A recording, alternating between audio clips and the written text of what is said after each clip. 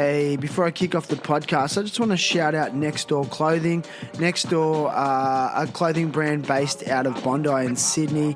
They're making really nice jeans and shirts and hats. So go and check out their full range at nextdoorsydney.com. They're also artists, so you can go and check out a range of art. They put on rad parties, and I love what they're doing. So nextdoorsydney.com for the full range. I don't know why. Well. It's good. You like it? Yeah. I seen this DJ at the Falls Festival down in Victoria, and he finished his set with that song, and the place just went wild, man. Yeah, New Year's erupted. Eve. It was actually the DJ from Avalanches. Remember the Avalanches? Yeah. The Melbourne band, the hip hop band, and he just did a DJ set. DJ Dexter. Oh yeah. Oh my God. The best, like just mixing like the Police and then dropping in like Beastie Boys tracks and then blending like Roots Maneuver. Yeah, super eclectic, that group. Oh, dude, my favorite. Are you ready to roll? Yep, let's do it. You. What an interesting morning it's been, eh? Oh, it's wild. Are you caffeinated enough? Yeah, I'm zinging. I'm just looking at all our drinks. We've got like coffee, kombucha, soda water. It's good. Okay, it's all about hydration, dude. Here we go. So this is for Clementine and Otis. So I want to shout out to the rad humans at Kingpin Skate Supply. Kingpin is a skater-owned and skater-run company / supply chain. They only stock carefully selected brands of shoes, clothing, and skate products. You can get all the big brands such as Vans, Adidas, Baker, Antihero, Hockey, and beyond. But they've also got a rad range of like boutique brands such as Australian companies Passport and Butter Goods. So go to kingpinstore.com, that's KINGPINSTORE.com, and you'll get that discount if you use THT code at checkout. Fast shipping worldwide. Now, next sponsor, love these guys. And I'm very open about the fact that I'm an advocate for the use of CBD products. If you're not sure, CBD oil is derived from cannabis and it's an amazing plant-based medicine. So to be clear, it has no psychoactive ingredients such as THC. See what I did there, right? Subliminal or superliminal. It was overt. I didn't mean that, man.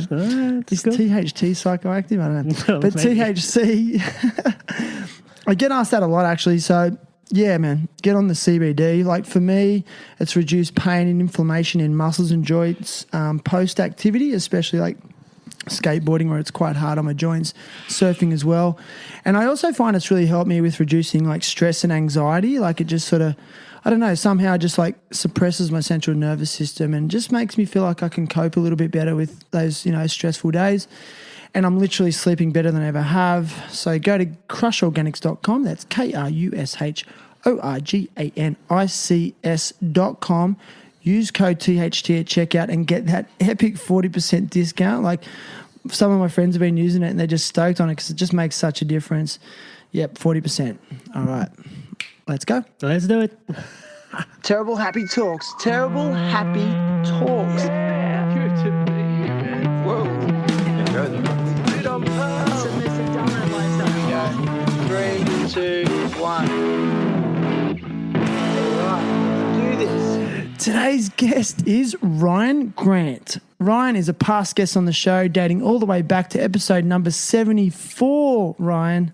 Ooh. It's like 60 episodes ago. What? Dude, Wow. where did that time go? Oh, who knows? Anyway, in that last episode, Ryan openly discusses his mental health challenges, his skate photography career, because in my opinion, I think he takes some amazing skate photos and has done for many, many years in Australia. We also talked about life, love, and much more in that episode.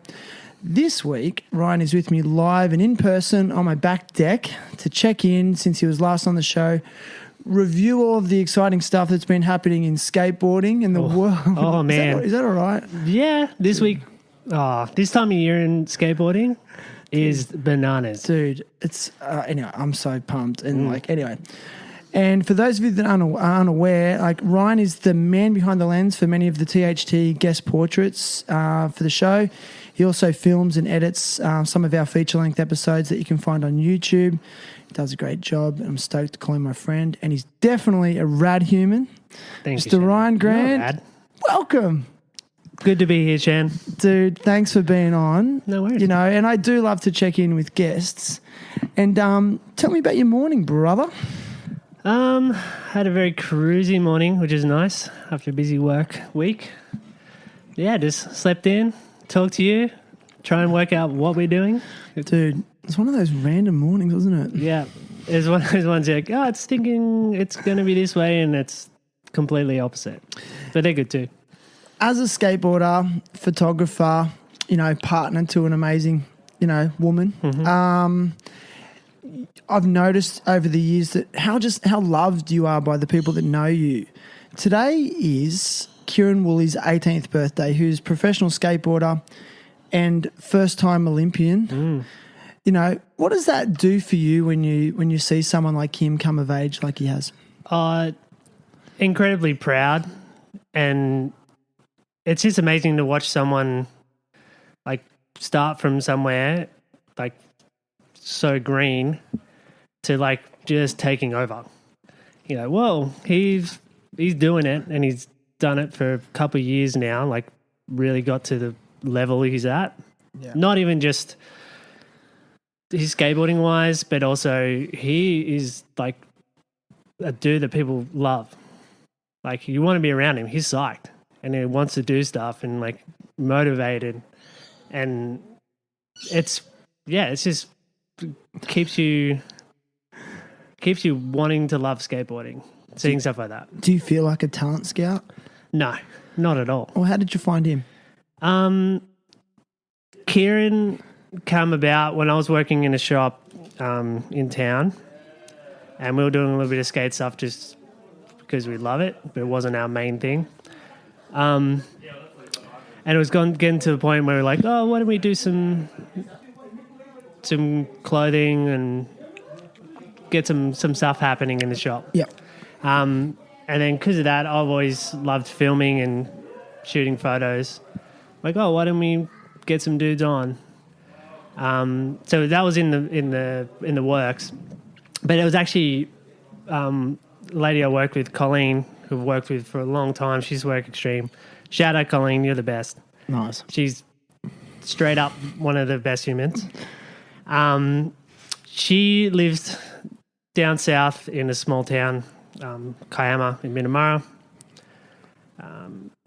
And she was telling me about this little kid in Rips. So just to be clear, Kiama, Minamara is on the southeast coast of New South Wales, Australia, which is very much a coastal region. Yes. Surf town. Yeah, surf town. A lot of good surfers come out of there. The waves are so good down there. The waves are good. It's a nice cruisy spot. It's known about now, but a lot of the time not many people know about it. It's not far from Wollongong, but like most people from Wollongong, it like seems too far, so they don't go. It's too far. Half an hour. It's a long way to drive. I was going to say 25 minutes. It is now. So yeah, she told us about this young kid. He's he rips. He's got some potential, and it's all about potential. It's not always like how talented you are. Like, where could you go with that? Drive, motivation, they're all huge. Right. So she kept hassling me like, maybe we should go check him out. And he's only pretty young. I think he was like 11. So sometimes it's hard to tell, where their potential is going to go. So one afternoon, Sam, Giles, so I'm like, I'm going to bring Sammy because we'll go down and skate as well.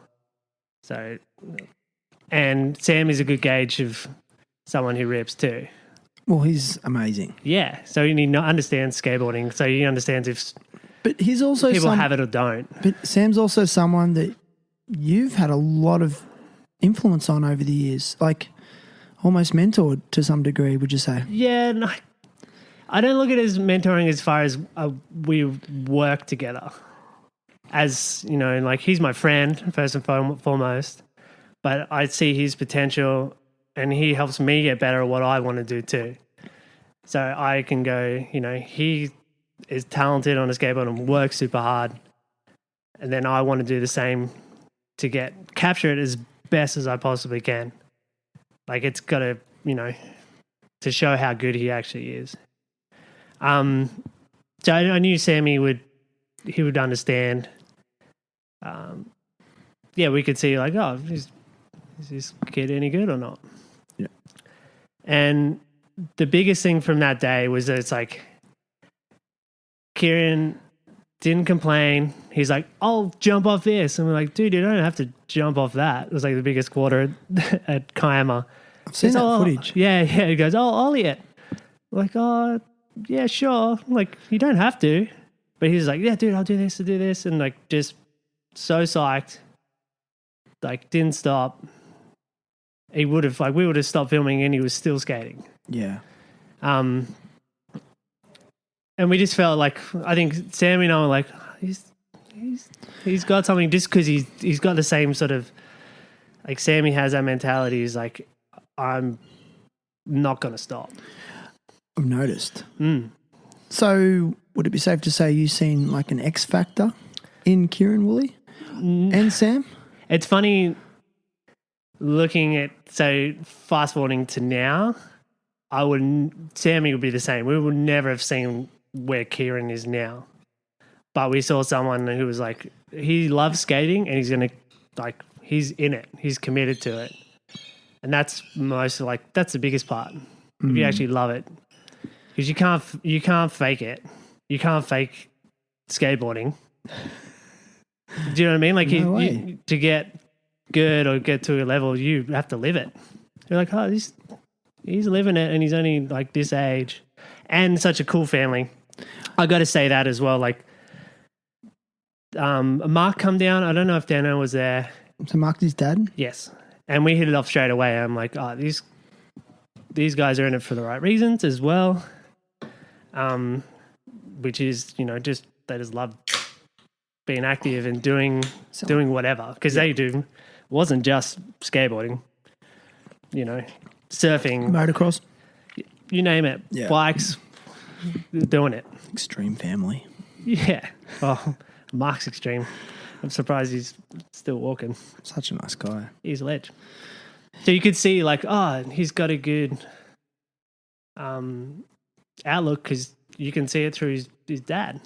How interesting. So all these sort of things, like I probably don't pick up as much of that at the time, but looking back on it now, like, oh, there's potential here. Let's go. And then he just took it, and those guys fucking went for it. They did. Fully. They went all in. All in. But I really think that's, again, you've got to credit the parents for taking that kind of chance on a sport that is not mainstream, is highly dangerous. Yeah. Like, being a parent myself, I'm like, oh, man, I never want to see my kids get hurt. Yeah. That's why so many parents hate skateboarding. They're like, oh, I don't want my kid to get hurt. Yeah.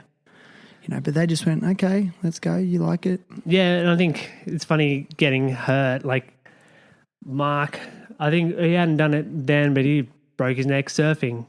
Yeah. And he's back taking slams now, whereas most people were like, oh, I'm done. Yeah. I'm not going to put myself in calculated risk anymore. Like, you can be risky without pushing, like, totally wrecking yourself, because you got to still look after your body. Do you think like a young person can go to those next levels in whatever they're interested in without the support of family? Have you seen it? Yeah, I think it's still possible. You probably need extra drive, and sacrifice a lot of other stuff to make that happen. But at the same time, yeah, having that kind of support, like from a family or other people going, we can take care of you in this way. You can focus on just the aspect that the skateboarding or whatever it is you're into. Because it does take fully 100% focus to get really good at anything. It does, man. But I will say, like, yeah, the sacrifice that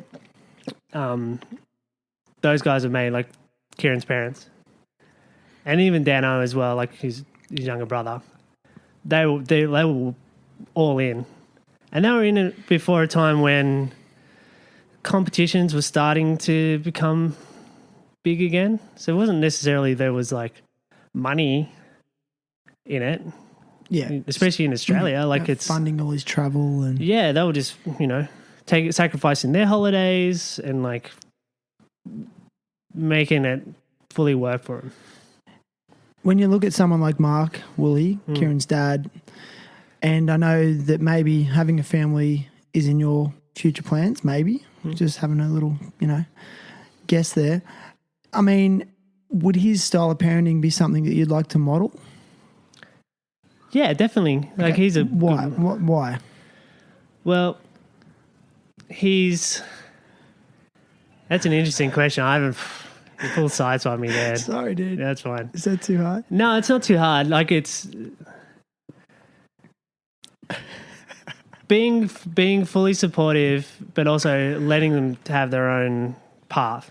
Like he's not, and I think a lot of people go, oh, they're just like that typical soccer dad or that family where they're overbearing and like they're living vicariously. They're like, this is going to be my ticket, whatever the fuck that is, through your kid.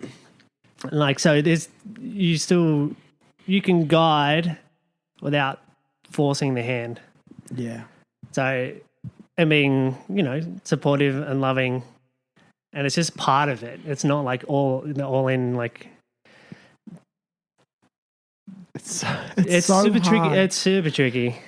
Yeah, it's a hard one to, but yeah, he's definitely a role model as far as good parenting. Yeah, I mean, I guess the reason I ask you that is because I've just noticed over the years that you seem to adopt, I guess, a bit of a big brother role to a lot of young people just naturally. I think it's just part of your nature. You're a very good listener and you're very, kind in the way you conduct yourself. And I guess I feel like it's such a fine line between, nurturing talent and then crushing spirit. Yes.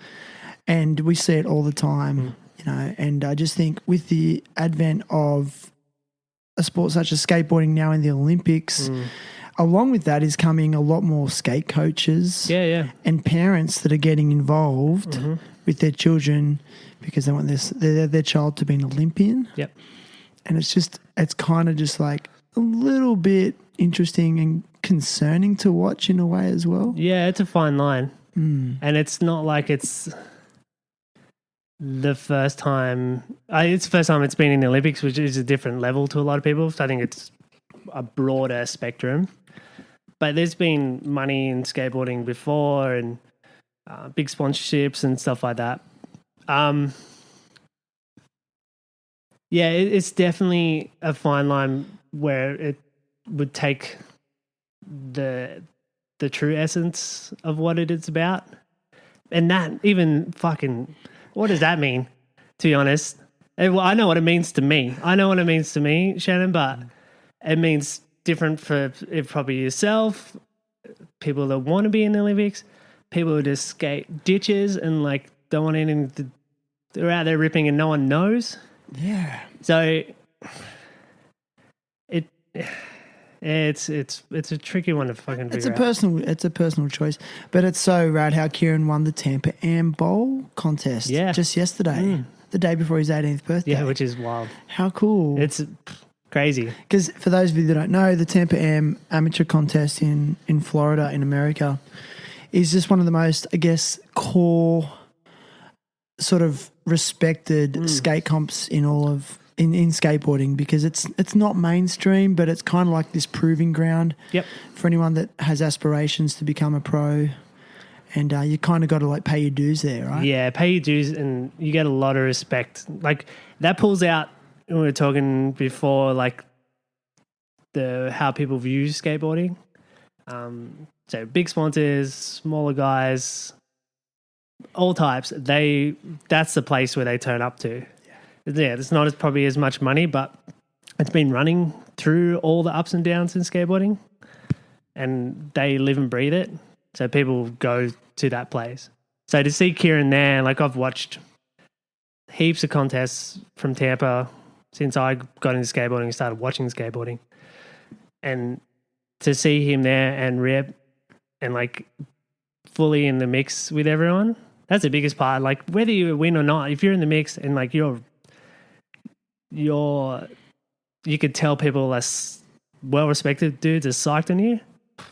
Yeah. That means more. So in the many years that you've been like involved in skating, skate photography, a skateboarder yourself, and you've worked with a lot of like up and coming skaters, sponsored skaters, have you seen young skaters become or be exploited by skateboarding or by companies that want to be involved in skateboarding over the years? Yeah, definitely. Why do you think that happens? It's one of those things, I think, because... So I'm laughing because the look on your face is like, oh, don't hit me with that question. No, it makes you...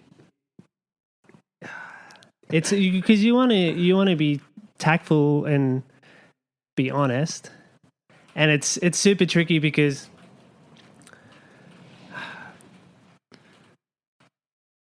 you can see people like companies taking advantage of skateboarding being popular, or certain people being popular within it, but it's just there's no governing body.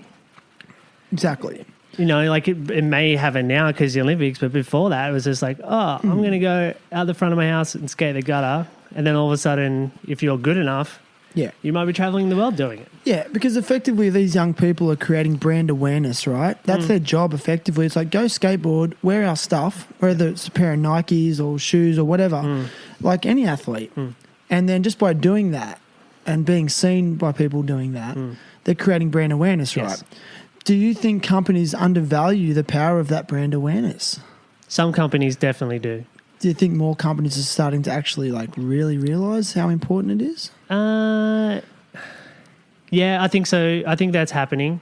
I think before talking, I think the Olympics is an interesting time because it was a whole lead up to that where it was bigger contests, and now there is people that manage skateboarders. Yeah. Whereas before that, you'd manage yourself, or you might have people within the industry that will look after you or push you in the right direction.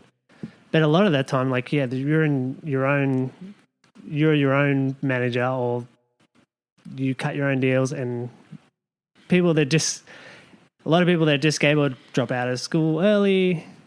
They're not taught like how to manage, or like whether it be their own finances or what they're worth as far as brand awareness or how the content they put out or whatever. I think it's like that with so many sports. Yeah. And here's another thing, like, do you think with social media, there's now a proper expectation for athletes to have a strong social media network or following. But do you think that is as powerful as that person just being out there on show in public day in, day out? It's a good question because I think... Sorry, can I just back it up with one more thing? It's like, so for example, skateboarder and son of legendary skater Barry Strawn, his son Lenny, has got some amazing sponsors now. And I was talking to him at the skate park the other day. And I said, he just got picked up by, he's got a great sponsor in, I think it's Heroin Skateboards. Heroin Skateboards, yeah. And then Kingpin as well. And I said, congrats on getting on the shop team. And he's like, yeah, cool. He goes, yeah, because I don't really do social media. And I'm kind of like, and he's a fairly young person, doesn't want to do social media. But then companies still want him on the team. So I'm starting to wonder, is social media just like not as a big a deal as people make out? Yeah, it's part of the whole. It's a section of it. Yeah, like people will notice that you rip, or like that you have a presence, or that you are motivated, or want to see you skateboard. Yeah. That'll still happen whether there's social media or not. Yeah. It just probably and broader reach, maybe. I don't know. It's I just think the impact of of a person's vibe in person is so much more powerful than, you know, their vibe on social media. I mean, I know it sounds obvious, but like, again, like I'll use Lenny as an example. He turns up to the skate park. He was just chilling, you know, like he wasn't really there to skate hard. But he turned up and he's cruising around and he's like, you know, like he just looks great on a skateboard. Even the way he dresses, the glasses he was wearing, it's just like, oh, well, like he's actually influencing people that are seeing him. Whereas like if you're seeing him on a social network feed, you probably go, yeah, it's pretty cool. Scroll past next. Yeah. You know, and I just feel like, sorry to cut you off, but I feel like young people are just maybe putting too much emphasis on it, and that it's just so saturated. Like, should we just move away from it now? Yeah, you could totally check out from that world, like remove yourself, and you'll still see a lot of amazing stuff, and you value it more. I value watching Lenny skate in person because you feel it. You feel it. Yeah, you're like, oh, that dude, he's in it. He feels it. And it gets you excited to like, oh, I want to feel a bit of that. I'm not nowhere. I won't be as good as Lenny. Yeah. But I could feel it. I could feel, you know, like, oh, that's, you know, he's doing it because he wants it. Yeah. We need more in real life stuff. Yeah, everyone needs more in real life stuff, but... Do you think that's what's wrong with our society? Yeah, I think a lot of emphasis is on this, say, social media world that, you know, it could be from someone who, like, I know how editing works. I know how, like, you can manipulate a lot of stuff, like what you put out super easily, and everyone can do it these days. And a lot of it, part of it might be true, but a lot of it might be just a false perception. Like, oh, I'm doing this. Like it's so it's not always an honest representation, and it's just a tool. It's just part of what else you can do. You know, like social media can be beneficial. You can connect with a lot of different people and doing amazing stuff from all over the world. But it's just it's a part of it. I think it maybe is overinflated, maybe. I think so. Oversaturated. Yeah, sure. definitely. But overinflated in terms of like its importance. You know, I'm saying this because I actually need to remind myself of it at the moment. At the moment, personally, I am like so addicted to Instagram. Like I'm embarrassed to say it. Like it's fucking. I think a lot of fucking people my life up. Like sometimes, like I get entranced by it, and I lose track of time. I'm just like, oh my god, I've just been looking at that for half an hour. Yeah. Where am I? What was I doing again? Yeah. And then like, what did I see again? Like, I didn't see anything. Yeah. And then I'm just like feeling like it's definitely more than ever just such a contributor to poor mental health, you know, because it's just disconnecting us. And I feel like because we've all been in a lockdown of late, we've been turning to that for connection more than ever. Yeah. So if you can't see, you know, people, even in your own like town, let alone, you know, in a state, or people have friends all over the world and you can't go see them in person. Yeah, you use it a lot more. It's just a distraction. That's how I view it. It's just dude, it's such a hard thing to do as far as how I use it. I do it like for other people. I wanted people to see a photo of Lenny doing like skating something like, and I still know it doesn't capture it as well as seeing him do it in person because you'll probably do it first go. Yeah. Or it came out of fucking nowhere and you're just like, whoa, I've never seen you do that. And you'd be like, oh, I just did it. It just manifested. Yeah. You're a photographer, so you work in the visual medium. I mean... Yeah, I'm part of that world and you're just like, fuck. So it's very hard to be like, oh, it's overinflated and stuff. I'm like, I'm involved. Was it a bit of a motivator for starting the magazine Beatniks?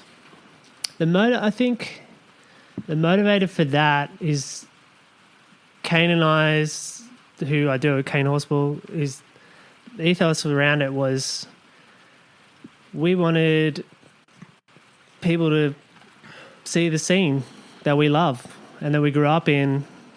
It's hard these days because, you know, the mediums that we grew up with, say magazines and even videos, they're not as readily available. But we wanted to tell some stories, a bit more in-depth stories about people in our scene. Yeah. And yeah, give a voice to some people that were like, oh, we think they're at, and it's only our opinion, like what we think, but it's also like, oh, hopefully it encourages people to do something similar and get involved and like help your scene out. You know, shoot photos, put them somewhere. But when you say in our scene, are you talking about just skateboarders? No, not just skateboarders, especially. Kane's an amazing artist. Like, I think a lot of people would have seen his work around Wollongong. Yeah, he's super talented. So we wanted people who also like, yeah, skateboarding connects us, but it's not the only thing we've got going on. You got people who do amazing art or like look at the world differently, music, all that kind of stuff. It's more the culture of it. That's what draws me to it. It's like, I mean, surfing as well, that it's just more than that at those activities. It's enmeshed with, music and art, you know. It really is. Yeah. And I just think those cultures are just beautiful subcultures to have, because it connects people on so many different levels, you know. And it's just they're such healthy endeavors. Like surfing, skateboarding is such a healthy thing to do. Making art is such a mentally healthy thing to do. Yeah. Same with playing music, writing music, collaborating on music with your friends. Like, what a healthy thing to do. And I'm just starting to wonder, is like, are we doing less of those things and then just all scrolling feeds? You know? Yeah, no, but say, for instance, I'll give you an example of how social media, how I used it recently, which I think is positive. So there's an incredible artist who's a skateboarder who grew up down the South Coast. We didn't really fucking know about. What's which is like his name? Brett Scar. Oh, my God. And I've never met Brett. I shared some of his shit. Oh, incredible. So this is someone you're like, oh, he is another person who lives it. You can't fake that, what he does. So he would do, he would draw, I don't think he paints it. I think it's, just pencil. And sorry, Brett, if I got that wrong. Spots, iconic spots. Skate spots, sorry. Yeah, so to anyone else who'd be like, it's a fucking set of stairs. What the fuck does that mean? Yeah, cool. Like he and does it so perfectly in his own way. Like he's like, oh, you definitely know where it is if you know the spot. So I'd seen what he was doing, and he was on his way down the coast, I think, or up. And he was working on a show. So he was getting some artwork together. And he's coming through Wollongong, and I seen that he was coming through and he needed help finding some spots. I'm like, dude. So I messaged him like, this spot, that spot. Go there, like, this is what you want to do. And like, dude, you're such an influencer. Nah, influencer. No, I don't want to be one of those dudes. It's more like legit influencer though. Is that why those? No, I wanted to see those things drawn. I'm like, fuck yeah, I want to see that. So is that why the Mavs block and rail were done because of you? No, not because of me. He was going to. You told him about that spot. He knew about those spots. But there was other places he didn't know where they were, and I like. So you're the catalyst. No, I'm not the catalyst. He was doing it anyway. I'm not. Sorry. Stop it. I know what you're trying to do. I'm not going to do it. He just needed to know where they were to make it like he was only here for a day or two. Maybe he was like, yeah, less than that. Just so we're like, oh, this is, and I would use Jared's videos, Jared Rees. Vinyl. Yeah, so you done recent videos where it had the Steelers rail. What else did you do? Gnarly. And like that's what I would like, dude. This is close to here. You can do all this in one day. And he would just go take a photo, and then he would. Like what spun me out about his artwork is how much he just captured the essence. Yes. You know, and so I'll relate one example. He did one of the Ulladulla vert wall. Now, for me, like it just, I want him to hear this because it conjured this crazy memory for me. Like I skated in the, they had a Vans Warp Tour and they had a skate comp, and I was in the amateur section. And in my run, like I'm not an amazing skateboarder, but this one day I frontside tail slid the top, the extension, the vert part, the high part of that vert wall in my comp run, and it was the only skate comp I ever won. And I just I looked at it and it was such a moment for me, not because I won the comp, but more because I actually frontside tail slid that. Like I'd done it once before, and it took me 1,000 tries. I was so scared up there. You know, and then I did it in a comp run because I just went for it. And then and I looked at that image and I was like, that meant so much to me on a human level. And then I thought, I wonder how many other people are looking at these photos going, I did that on that. And like, that was significant for me. Yes. And I often say this to people, that moment of when I did that frontside tail slide and a few other skate things, like I value more than my university degree. I'm not even joking. I totally understand. Like the couple of photos I had in, skate mags, I was like I look at those photos, they mean more to me than my degree. I say that to people all the time. Yeah, because you had a photo there, O'Mealy shot.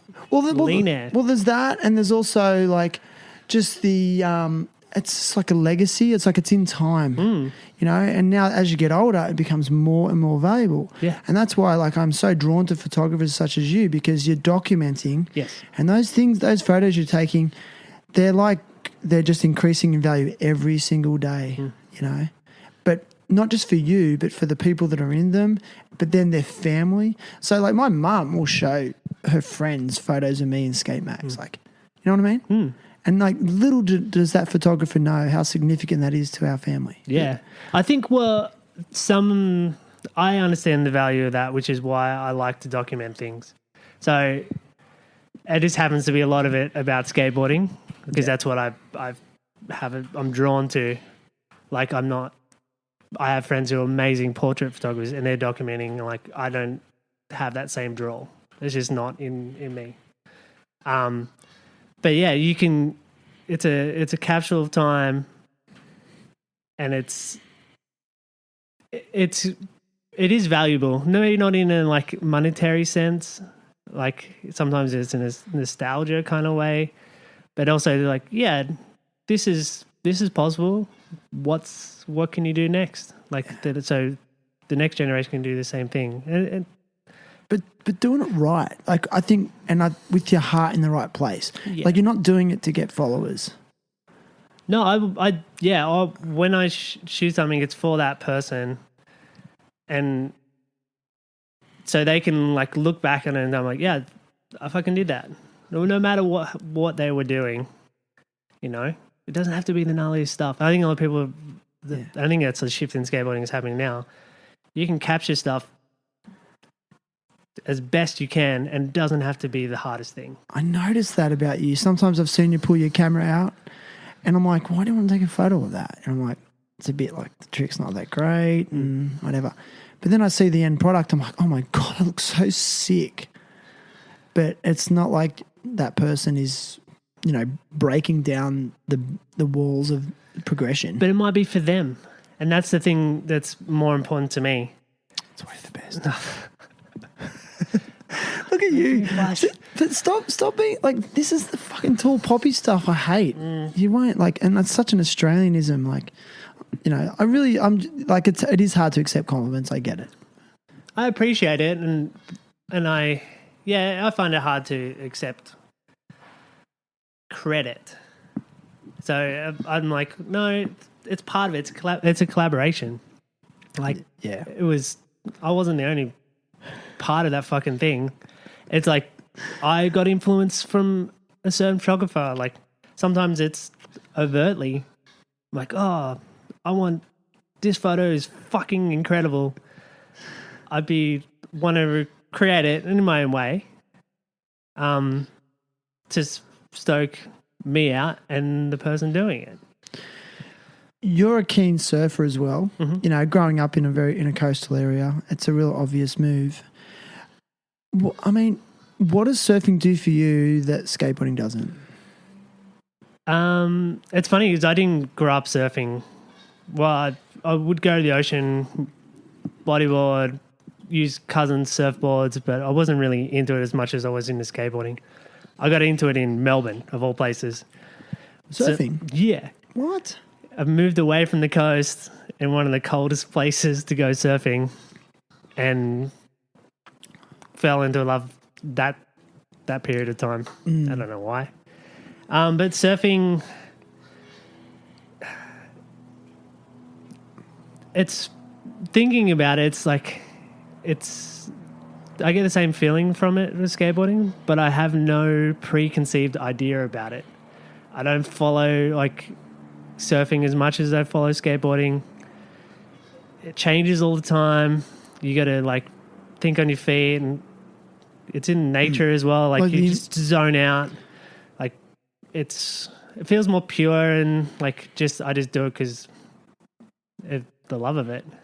How do you feel about the culture of surfing then? In terms of like the vibe in a lineup compared to the vibe at a skate park? Yeah, that can be a bit confronting sometimes. Like you tend to not have a session surfing, whereas skateboarding, like you could see someone doing something for the first time or maybe not fully committing, and you can encourage them and like, dude, you got this. Or, you know, help them a little bit. There's not as much of that in surfing. It's more like, hey, this is my wave. That's part of it. It's not everyone's like that. Some people are really encouraging and bring the vibe up. So I like to go surfing when there's kind of not as many people around. Yeah. I think all surfers do, dude. But yeah, and that's why they get bummed, like, oh, where are you fucking from? And like, you don't normally surf here? I'm like, oh, sorry, man. Yeah, I mean, I get it. I mean, waves are much more rare commodities. Yeah. And I get that, especially those good days. I get it. And I love surfing. For me personally, surfing is just so good for my mental health. I think just, especially when you change your expectations around it, if you're going out there just to be in a natural environment and, you know, catching waves is a bonus to that, surfing just becomes so epic. Yeah. And there's something about the rhythm of being in the ocean, that gentle rocking of even sitting out there is just so good, I think, physiologically. Yeah. It does something to my hormonal balance. It does something to my central nervous system. Everything just calms. And then actually riding a wave then can be like just exhilarating, but then also super humbling. Yeah. You know? And I think it does so much for you that way. Yeah. And I just want to mention something really interesting. There's like, you know, famous Australian skate brand Passport. I was just about to bring this up. And I want to know, what do you think? Like, they've just released a new movie called Drag, and they've actually released a line of soft top surfboards, I think. So what's going on? Passport are really fucking amazing at this, collaborating with other brands or artists. You know, they could tell that everybody wins if they help as well. Like, they win if they help other people out and like will collaborate with other people. So I don't know too much about it as far as, but what I do know is it's a crew of guys down here that have done surf videos for ages, like Dave Fox. I can't think of the other boys' names, but Harry Bryant. Oh, he's one of the main surfers. Yeah, but the core dudes, I think, they've been doing videos forever, and mainly bodyboard ones.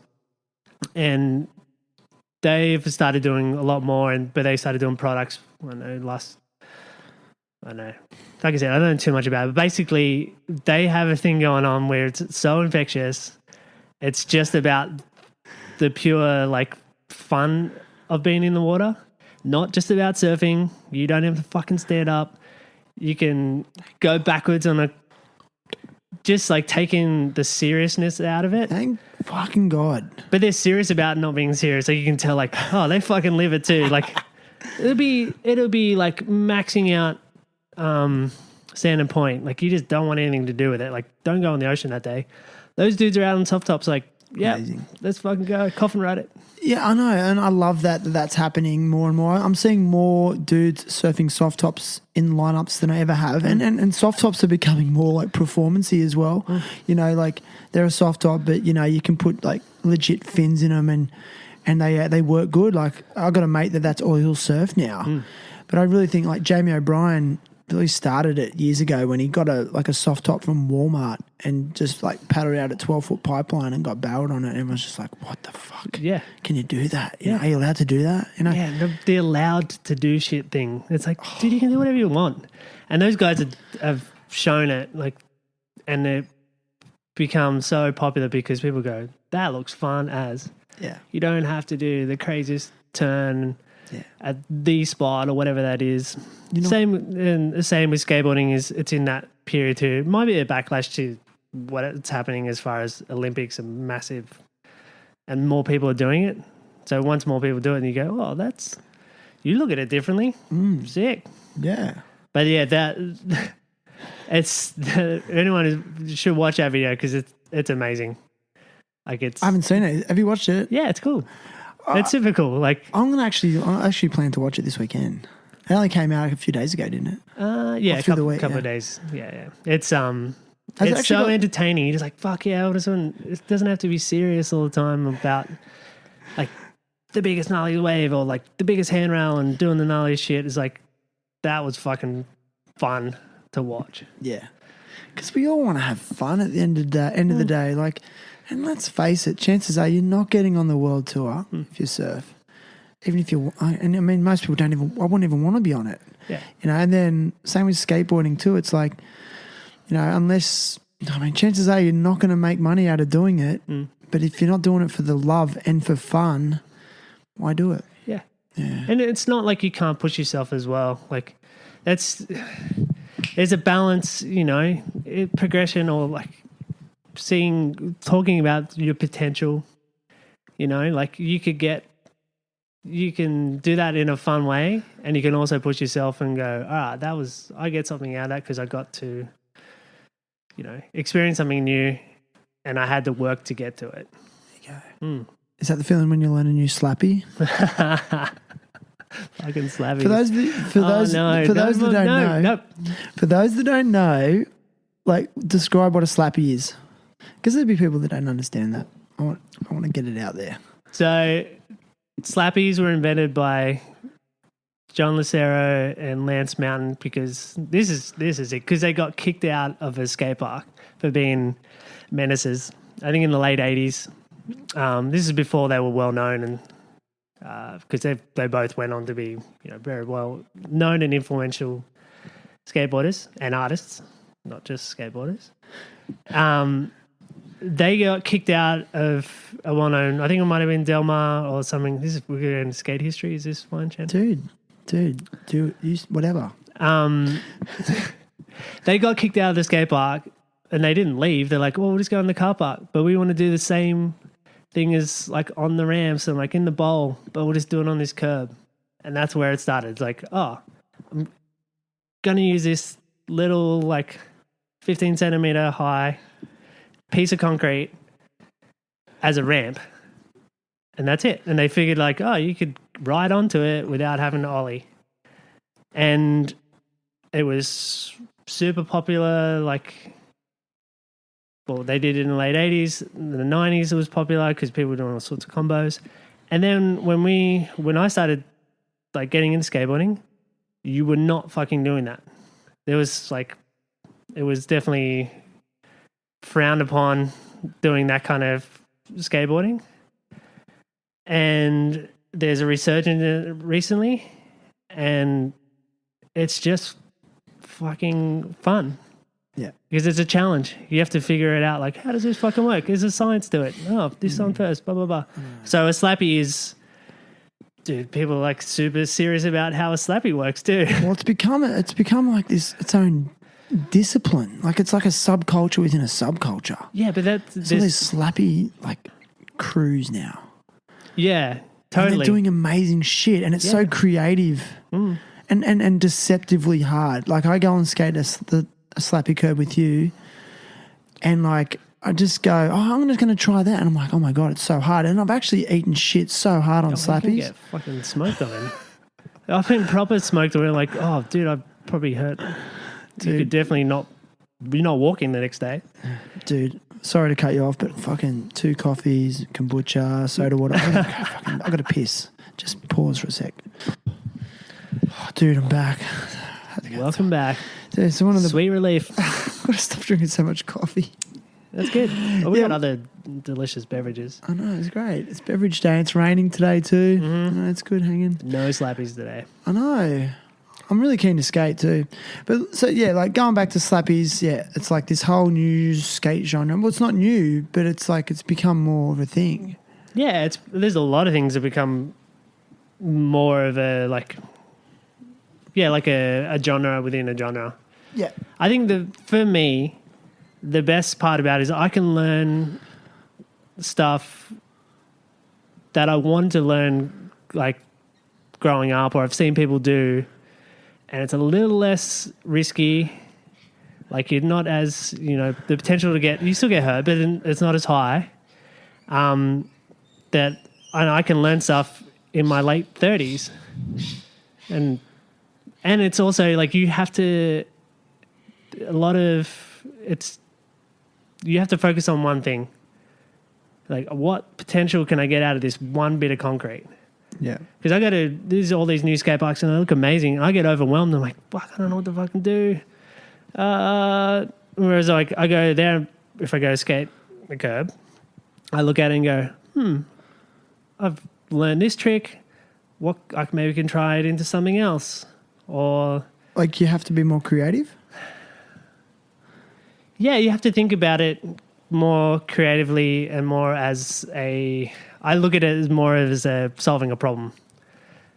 And for me, it's a good distraction from everyday life, and I'm also getting exercise. That's all it is. Like, and it's, I get for me probably the same feeling as like doing a fakie front crooks. I'm like, dude, maybe that's what it feels like for Tiago. Yeah. Fuck. And I'm like, Tiago's doing it like waist high and like fucking full speed ahead, and I'm going slow and like grinding 30 centimeters. Fuck it. It feels good. Yeah. I mean, it's long, and it's going to give you that longevity too, I think. I feel more on my board than I have ever had. I think your skating's so good. I think part of it is also because I spent so much time filming and shooting everyone else. A lot of the time I wouldn't have time to skate. Like I'm going out all day and like we working on something with someone and shooting a photo or filming takes up a lot of time, and they might have battled and at the end of it they're done. Everyone's over it and wants to go to the next spot, and I'm like, oh, can I skate now? Oh fuck, I've only got 20 minutes. Everyone's looking at it going, yeah, we're fucking over this, and you're not doing. I'm like, whereas now, like, I can go skate there by myself or whoever's keen, and I can just spend my time like, yeah, I'm gonna learn it. Nice. It's interesting, man. It's so interesting because I've seen you just persevere with someone learning a trick as the filmer. Like at what point do you go, I've had enough as the filmer if the skater's getting nowhere near learning a trick? You get to, when you say someone like Sam Giles? Say, yeah, let's use Sam as an example. I know he's going to keep trying till he like can't physically move anymore. So that either he lands it or he breaks himself. Yeah. So you get to know how a person works in that way, what their mental capacity is as far as like, I feel like he's not in it as much anymore, that commitment. You might say, maybe we'll stop. So you get to unfortunately, you have to do it if probably you skate with someone enough to know that that's how they work. But yeah, there's someone like Sam. I know he's committed, so I'm committed too. So in it as long as he is. Nice. It's hard. Like, yeah, you got to be patient. I just don't think everyone has that. I don't think a lot of people have that patience that you possess. I think it's innate, man. It's a compliment for you. Thanks, dude. I'll take that one. And it's interesting as far as there's part of, like, a selfish part of me going, you know, I've been on the other side when someone's like not really giving a shit and it's something hard for me and I'm stoked on it and they're kind of like, yeah, I'm over it, whatever, and like checked out. And I'm like, fuck, I'm not doing that for anyone. That wasn't a motivating thing for me, and I can tell when someone's like, yeah, I don't want to film this anymore. I'm like, well, am I going to film something or shoot something? I'm in it as long as they want to be in it. Rad. That's rad, man. Okay, listen, I love having skateboarders on the podcast and like I love talking about skating. It's just the best. You know I do too. It's a guilty pleasure, man. I don't care. Like, yeah, just I love it. In the skate media at the moment, man, what's hot? Like what are some of the good clips you've seen the last couple of weeks? Because there's been so much good shit going on. There's been amazing. I think you try at this time of year. I think it's because the end of Northern Hemisphere summer, so everyone has all the footage. Yeah, and because everyone's trying to get. There's probably the Soddy thing as well. Yeah, Skater of the Year award. Yeah, which is a whole other. Yeah, it's just the time of year where like heaps of new shit comes out. Everyone's dropping their best shit. Yeah. And they're just like, oh, let's do it now. It's towards the end of the year. Been working on it for whatever amount of time. The stuff that I've been really enjoying is there's a lot of cool shit from Europe. Those dudes fucking amazing spots. You're just like, wow, they're skating like full street transition. And yeah, and it's good to see spots that are not in LA. Even if you don't know the spot, you know it's in LA for some reason. That's really, you know what I mean? Sure. Strange. But even dudes in LA, like that Tom Karangelov, I don't know if you've heard of him. Dude, he's super interesting. Like he's in like that area, so a lot of stuff's already been, like spots have already been done and stuff. But what he does is he goes and looks for spots based on like iconic movies. What? Yeah. So if the spot was in a movie. Yeah. So it's like in like, I don't think it's one of the things, but it might be like Fast Times at Ridgemont High or something like that. Something like some classic film. He works out like, oh, it's in this area. No. There might be like a rail or a set of stairs, like fully thought out in that kind of way. And he would go find new spots. Like, hey. He probably puts as much effort into finding stuff as he does to skating it. Yeah. That's fucking amazing. Yeah. And it's cool that you get to, like, they tell a story about that now that you can find out, oh, that's what that dude does. It means a little bit more. I'm saying it again. Skateboarders, man, so creative. Like, I would have never thought of that. It's like, wow, genius. It's smart, hey? And it's something he's into. He's like, oh, I'm into films. Yeah. Maybe I can. There's a little window there, and I can figure it out. Yeah, and I think that's something that skateboarding does, like no other activity, is it showcases architecture. You know, like I can watch a skate clip in Barcelona and go, that's in Barcelona, and oh wow, look at that awesome sculpture they're skating. Like, what, like who made that? Or what building's that? Jaquan, what's Jaquan? Like in LA, like that's a. Like look at that building behind it. It's really interesting. Super interesting. It's something that's insignificant to the general population. It is, and it's also putting industrial design on show. Like, look how they've built those ledges. They're made from marble.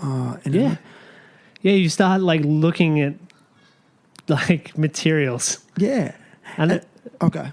There's guys that have, I think, gone from that and have creative skate minds, have gone into architecture and do amazing things and design new skate parks that don't look like a big lump of concrete. Thank you. Which is super. It should be integrated. Yeah, exactly. They're doing it. They're like, they're landscaping them. They're putting planter boxes in here and there. Like under that gap, we've got to put some planter boxes. Like they do it in Street League now even. Yeah. You know? It's like they're really taking that into consideration. For sure. Because a spot is more than just a lump of concrete. That's it's right. the whole aesthetic. Yep. And it's also sometimes it's not meant to be skated. So that aspect of it as well, like, is another realm too. So like you can tell New York or like certain places you're like, that's super hard to skate or the ground shit or whatever. So, you know, you can integrate it, but then it's always going to be like, Yeah. they're not meant to do it there. So Yeah. people are going to do it there. Yeah, it's like I know structures now just from skateboarding. So like West LA Courthouse. Like I can just see it and I go, oh, that's West LA Courthouse. Oh, how do you know that's West LA Courthouse? Because it's a skate spot. Yeah, it's and you such could a trip. never been there in your life. Nah. And you start, like you said, you could start figuring out, like, oh, that's in Europe somewhere. Yeah. It's weird. It's like I want to go there now to see them in real life. Go, oh, I wonder, like, because you get this mental image of what it's like. Yeah. Super. So interesting. Super interesting. You know what I watched the other day is, Kyle Walker released a part. Yep. Oh, my God. Like, just the biggest handrails, the biggest gaps. But then he released his Raw files. rough cuts. Rough cuts, yeah. And I was, oh, wow, there's a bit of background noise for us. And it was just so, like, watching the rough cuts, just, it almost bummed me out. Like, he's just so good and so athletic and a stuntman. Like, it's proper stuntman work. For sure. The predicaments that he's putting his body in And getting out of. are as athletic and as dangerous as anything else. Yeah. You know, and I know there's some big wave surfers that put themselves in some crazy predicaments. Like, I really think the danger level is the same. Yeah. You know, just like, because it's like, yeah, you don't get a lot of second chances if you fuck that up. That's how gnarly that is. You don't. And that takes a long ass time to get to that point. And that's what I was saying before. You can't fake it. You got to actually put in so much work. And get yourself out of gnarly situations and be comfortable in that scenario, like that headspace. Yeah. Same as big wave surf. They don't just go out there and do it. It's thought out. Yeah, and they started when they were 5 years old. Yeah. You know, like it just really, and also to develop not just the physical capabilities, but to really get your head around things mentally. You know, it's like, I mean, Kyle Walker does this handrail. I don't even know how long that thing is, but, you know, to look at it and then have the belief that you could grind the whole thing in the first place, you can't just manufacture that. No. Like, it's just like he's built up to that from his knee-high handrail at a skate park that's 2 meters long to then Progress to that level. And then again, like, and they're not doing it for money because there's virtually no money in it. And that's why when I see skateboarders actually earn some proper money, it's like, they're just so deserving, you know, because it's so enjoyable even for non-skaters to watch. And that was something that stood out in Kyle Walker's part in the rough cuts, was there were so many pedestrians would see him do the trick in the streets and stop and just clap hands in disbelief at what they just witnessed, that a human just did that to their body. Yeah. You know? And at a place with like, whoa, what are you doing there? Yeah. They'd be like, I would never have thought of that. Yeah. So it would, you know, it would expand their mind going, whoa, that's out there. Yeah, it's expanding minds, man, of the human capabilities. Yeah, man. It's good. You should watch, speaking of like creative skateboarding, the scene in Japan, which has been like, you know, there's a lot of good skateboarders coming out of Japan. Why? Who knows? Like, what changed over there? I think it's always existed, but it's getting a bit more showcased now, and it's cool to see like all parts of the world and people embracing skateboarding. But the way like they have a style of skateboarding there, you know, and that's cool to see too. Like, would mean architecture, like what you like, how much you're allowed to do it there, security, all that kind of stuff. They have to look at things differently purely on their culture, and which is like that's that happens now. Like, oh, they skate in a certain way because security's hard during the day, so they skate at night. You know, maybe things are skate stopped more in certain areas, so you look at things differently. So there's parts of the world where it's like, oh, that's a style, a sort of, yeah. Okay, here's one for you. Is this a byproduct of the Olympics? So, like, I noticed there's a lot of really young Japanese skaters coming through that have only been skating like 4 or 5 years and just on this whole nother level. I mean, is it because once the Olympics was announced in Tokyo 2020 that it inspired all these new skateboarders and that everything became more skate friendly, was nurtured, believed in more? Totally. So are these new run of Japanese skaters coming through like a byproduct of the Olympics? I think it's definitely a part of it. But it's like, if people would get shocked, people were ripping in Japan the whole time. They just got not even more of a platform. It's like Brazilian skaters. How many freaking amazing Brazilians have coming out like the last 10 years? Yeah. Like, it's shifted from just the US or just Europe. It's all over. And maybe it's part of the Olympics and that kind of exposure. I don't know. I don't know what's in the water there, but they fucking rip. But everyone, like, there's so many rippers now. Oh, there's so many. Dude, it's the best. And it's just so great. I'm more in love with it than ever. I really am. I didn't think I could be, but I am. It's great. Yeah. I went through phases where I'm a bit bummed, like, oh, it's too popular, too mainstream. Like, I liked being an outcast, I think, when I was younger. You know, and sometimes I see the next gen come through and go, oh, they don't realise how good they've got it. So much more accepted, and look at all these skate parks they've got, like, you know, because we didn't have any skate parks when I was young. I was like, you know what?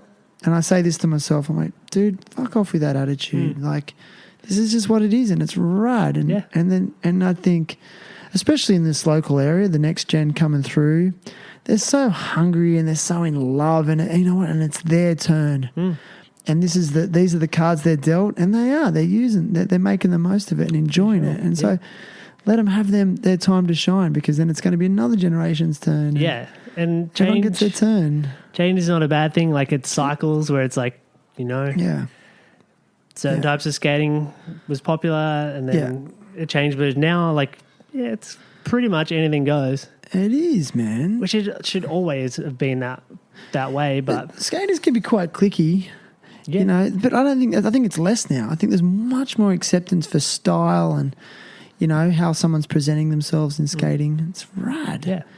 Just as long as they just, like, don't laugh at us old guys, I'm okay with it. I must admit, I turn up to the skate park sometimes. I was there the other day, and I was, like, easily, like, 25 years older than the oldest other skater. And I got a bit self-conscious, like, oh, it's a bit weird that I'm hanging out with, like, all these young dudes. I was like, nah, man, it's rad. I'm stoked. I think they, like, when, say, I was that age and maybe the same, you're seeing someone older still doing it, and you're like, oh, I could still do it when I'm that age. Do you think it's pathetic? Do you think they're looking at going, it's a bit pathetic, man, you're too old for this shit, get a life, like, why are you hanging around here? No, I don't think a skateboarder would think that. Maybe they do, and, like, whatever, like, that's their choice. Dude. I know I do it for the reasons I want to do it. You do it for yours. That's cool. Dude, I'm just grateful for a lifelong passion. Wow. Yeah. It's strange to think about. Dude. Now, listen, man, it's been epic, and I know you're a reluctant guest, Ryan. You know, you are, but I love chatting to you. I just think you got a beautiful heart, man, and that's why you're so, you know, I don't know, just well loved by a lot of people, especially in our local area. So thanks for your time. Yeah, thank you. Thank you for the kind words. Oh, that's all right. That's my pleasure. I ask all guests to come with a cause that they want to support or advocate for. Got anything for us today? Yeah, I would go. The first thing coming to mind is the Ben Raemers Foundation. Thank you. Did you watch that documentary? I bawled my eyes out, and which is super. It's Can give us the background on Ben Raemers. There are people who don't know who Ben Raemers is. I'm sorry, but can you tell people? Yeah, I'd encourage people to go watch this documentary to get a true idea of who he was. And that's on Vice TV? Yeah, it's on Vice. Yeah. He was a super talented skateboarder who got to a level where he traveled the world and professional level, super well loved. And unfortunately, he was battling depression, and I think there was alcohol involved as well. And unfortunately, he took his own life, and it was so devastating because I think through skateboarding and following it and loving it, you get to know these people, or you think you do, and you never really do because, there's a perception on what they're portrayed as, their choice or sometimes not. That it was so... you feel like you've lost someone you know and you don't know them. So after he passed away, his family and friends have been really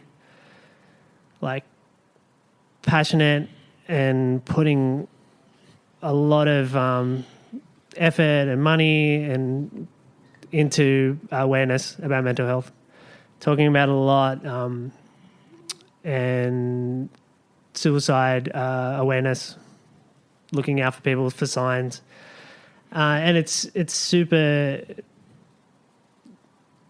important, and they're doing a really fucking amazing job. Yeah, and there's other people doing it too, like John Rattray's Foundation and Why So Sad. There's another one. I don't know that one. He's rad because John's something like a skateboard. Is Why So Sad the name of John Rattray's one? No. Yeah, it's part of what he does. Okay. And he lost his sister to suicide, so it's all the stuff that's very close to him. And he was doing awareness through skateboarding, doing trips and stuff like that. But his was Why So Sad, and one of the tricks in skateboarding is called the melon grab, which comes from melancholy. So sense sad. So he would do things where it's like whoever can do melon grabs, send me a melon grabs. We'll do a photo of it or whatever, and we'll get awareness that way. Sad plants, which is a hand plant. So that's the name of the trick. That's the name of the trick. So it was another one he would do, and he would get all well-known skateboarders that are really good at sad plants, and get photos of them and get awareness that way. I wonder how it got the name Sad Plant. I don't know. Do you know the history behind that name of that trick? I know Neil Blender. It was a Neil Blender one, was it? Yeah. I can't remember the...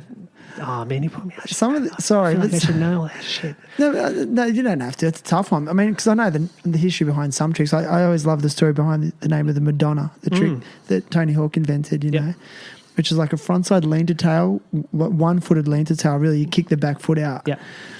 And he tells the story, I think he did it, and he was on the platform with Christian Hosoi. And he's like, and at the time Madonna was really big and she was new and popular. And he's like, dude, that trick's so rad. It's going to be so popular, like Madonna. And then it became the Madonna. Yeah. You know? But I'd like to know why they call it the Sad Plant. No, I'm not too sure. Oh, shit, I just dropped my microphone stand. Keep going. That's whole... I could get in the conversation about things being called certain things. But yeah, like he just... It was a way for people to connect. Like, I sent him a photo of me doing a melon grab, and he's like, psyched. Can you do them? Not great. I've never seen you do one. Have you now? No. I thought you're too old to bend down that far. I'm just kidding. Sorry. I am too old to bend down. I got long arms, dude. You do. Orangutan, so Dude. I don't need to bend down so far. And you're not too old. You're ripping. Yeah. Thanks, dude. Healthy and fit. But yeah, Anyway, but that's the thing. let's get back on track. We go way back to social media. That was a connection I could see, and it spoke to me, and I could dude, I love what you're doing. I send him a photo and he's psyched and super appreciated. And you can tell it encourages him to keep doing it. So going back to the Ben Raemers thing, I think they are doing amazing work and it's super important, and hats off to them because it's very fucking difficult. And if for anyone struggling, it's, you know, there is help out there, and don't be afraid. And as afraid as everyone is, that documentary is, it was hard difficult. to watch. It's difficult, especially when his sister was being interviewed. And I mean, I think it took a lot of courage for her to speak publicly. Mm-hmm. You know, I think sometimes from families there can be a level of I feel that they maybe carry some responsibility and burden of what took place. Yep. And I think that's needs to be highlighted that, you know, it's not, you know, and yeah, thanks for raising that cause, you know. And I'll put a link to it in this episode's show notes. So if you scroll down, you'll find it. And it's definitely, and I've talked about, you know, this topic on the podcast quite a lot, because it's very important. And I just want to reinforce the notion of talking. Ryan reinforced it in his last podcast. I don't know why it works, but when you talk to someone about how you're feeling, it just fucking takes the pressure off. Yep.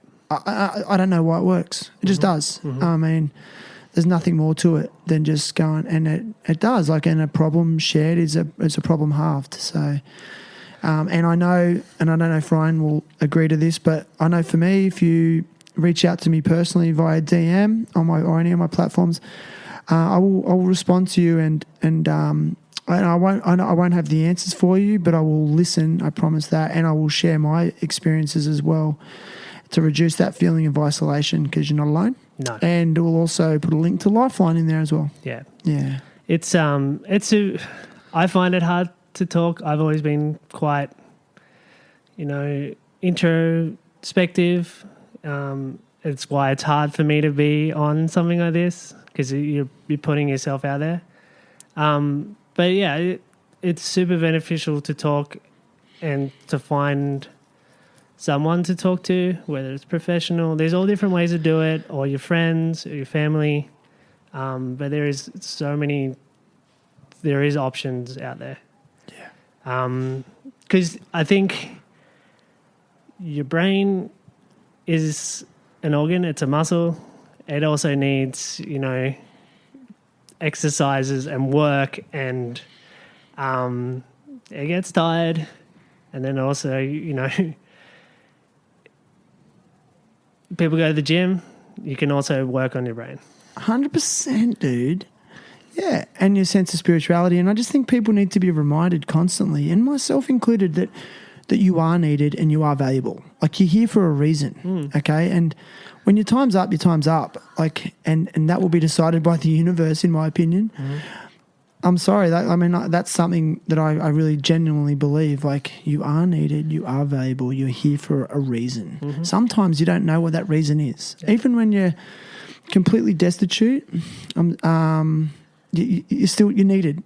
So, anyway. I agree. Thanks, bro. No worries. God, it got serious quick, didn't it?